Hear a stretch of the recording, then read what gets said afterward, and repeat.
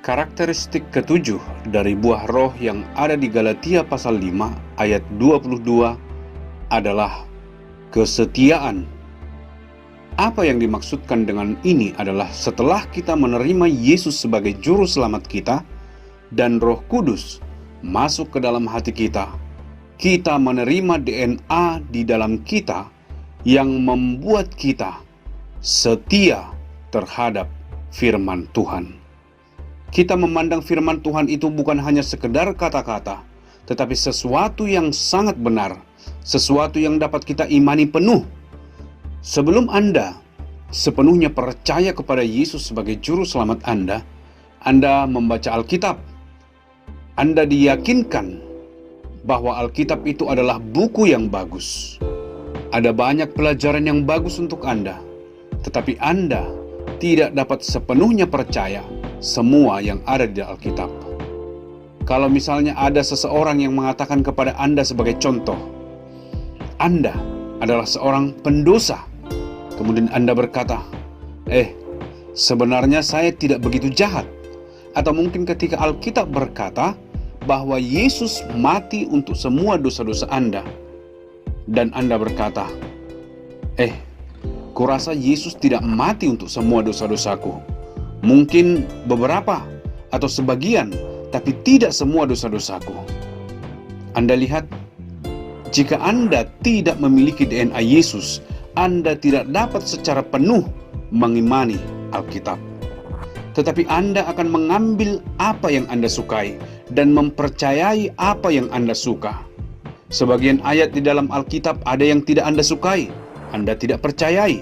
Dan sebagian yang Anda sukai, Anda memilih untuk mempercayainya. Tetapi setelah Anda menerima Yesus sebagai juru selamat Anda, ketika Anda mendengar firman Tuhan, ketika Anda membaca firman Tuhan, Anda percayai apa yang dikatakan, meskipun kadang-kadang sulit untuk mempercayainya. Sebagaimana sebagian ayat sebagai contoh, Yesus adalah anak Allah. Banyak dari kita yang dapat menerima hal itu. Tetapi ketika dikatakan Yesus adalah 100% manusia, itu sulit untuk diterima.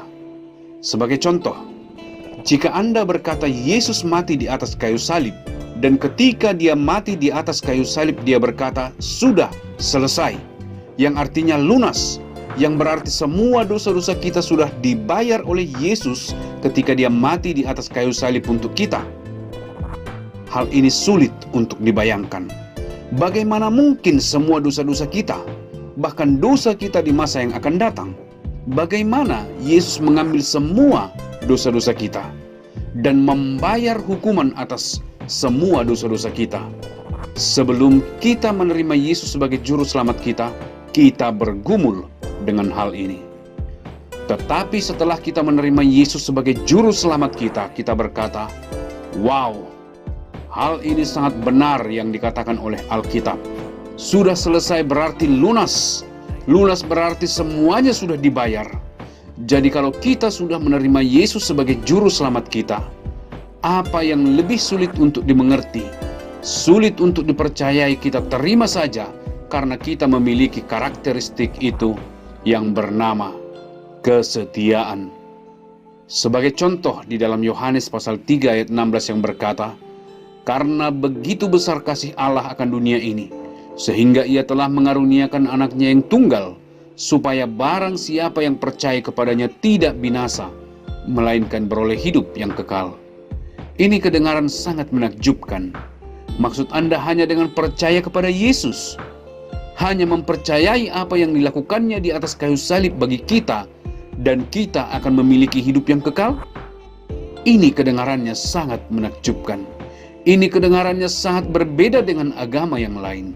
Kedengarannya sangat berbeda dengan apa yang telah diajarkan kepada kita.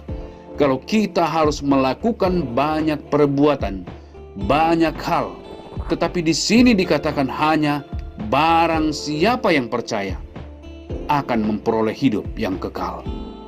Jadi jika Anda sudah memiliki DNA Yesus, Anda akan mengkhotbahkan ini dengan penuh keyakinan, karena karakteristik yang baru ini yang disebut kesetiaan terhadap firman Tuhan.